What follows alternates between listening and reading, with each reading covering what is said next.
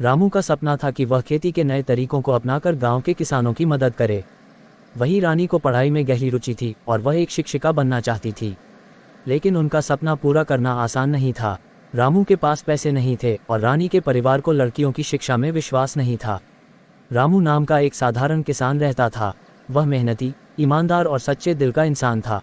उसकी जिंदगी खेती और अपने परिवार की देखभाल में गुजरती थी। उसी गांव में रानी नाम की एक प्यारी और दयालु लड़की रहती थी। रानी अपने गुणों और स्वभाव के कारण पूरे गांव में प्रसिद्ध थी। रामू और रानी की मुलाकात एक दिन रामू अपने खेत में काम कर रहा था, तभी अचानक बारिश शुरू हो गई। रामू ने जल्दी जल्दी अपने सामान को समेटने की कोशिश की, लेकिन तेज बारिश ने सब कुछ भिगो दिया।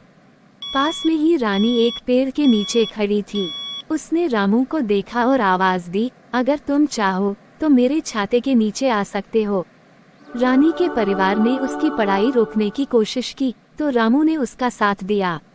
वह अपनी मेहनत की कमाई से रानी की किताबें खरीदता और उसे पढ़ाई के लिए प्रेरित करता।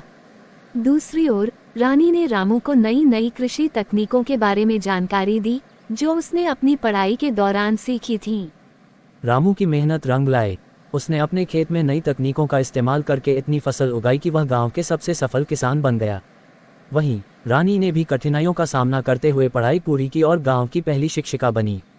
गांव में बदलाव। रामू और रानी ने मिलकर गांव के लिए बहुत काम किया।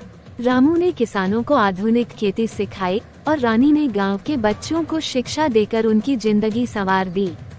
दोनों ने मिलकर अपने सपनों को साकार किया और गांव को खुशहाल बना दिया। अंत में रामू और रानी की दोस्ती और मेहनत की कहानी पूरे गांव में मिसाल बन गई।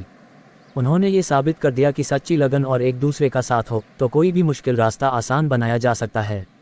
ये कहानी हमें सिखाती है कि संघर्ष और सहयोग से बड़ी समस्याओं का हल निकाला जा सकता है।